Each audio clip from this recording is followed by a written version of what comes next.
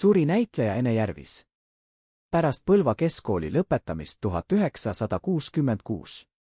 aastal astus Ene Järvis Tallinna Riikliku Konservatooriumi lavakunstikateedrisse, mille lõpetas 1970. aastal. Samal aastal alustas ta tööd Tallinna Linnateatris, kus ta töötas ligi 40 aastat, kujundades arvukalt meeldejäävaid rolle.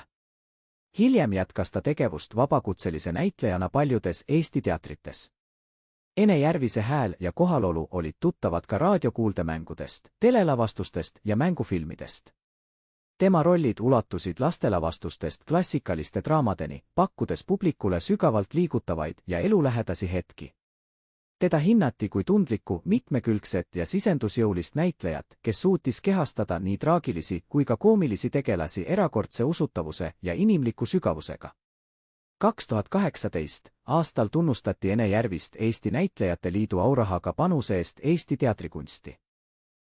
Ta jääb meelde kui soe kolleeg, hingestatud lavapartner ja publikule armsaks saanud näitleja, kelle looming elab edasi lavalugudes ja filmides.